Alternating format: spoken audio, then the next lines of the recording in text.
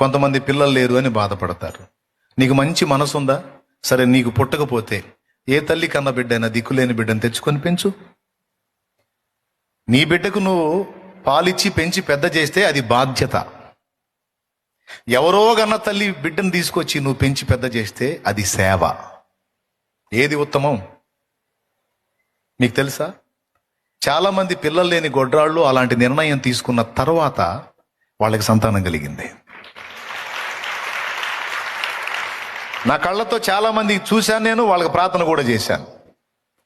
వాళ్ళకి సంతానం కలగనందువల్ల వాళ్ళు ఏం చేశారంటే, ఇక వాళ్ళు పిల్లలు అనే ఆలోచన పక్కన పెట్టి దిక్కులేని బిడ్డను తీసుకొచ్చుకొని పెంచడం మొదలుపెట్టారు. అలా ఎప్పుడైతే ఇంకొక బిడ్డను తెచ్చుకొని పెంచి ఆ బిడ్డని ఆదరించడం మొదలు పెట్టారో, దేవుడు ఆమె గర్భాన్ని ముట్టాడు. అంటే ఆ సేవకు మెచ్చి ఆమె గర్భాన్ని ముట్టాడు. ఆమె సంతానం అయితే అయింది. మీరు కూడా ఇనే ఉంటారు, చాలా మంది జీవితాల్లో చూసే ఉంటారు.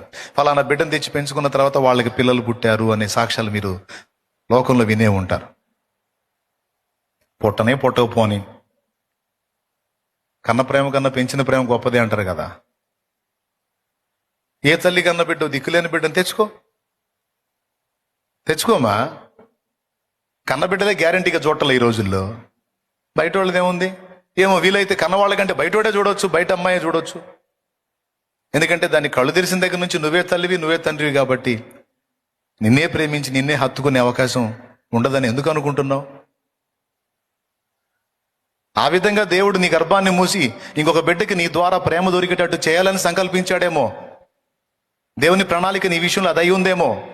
దాన్ని ఎందుకు గుర్తించవు? నేనే గనాలని నువ్వు మొరాయిస్తున్నావు.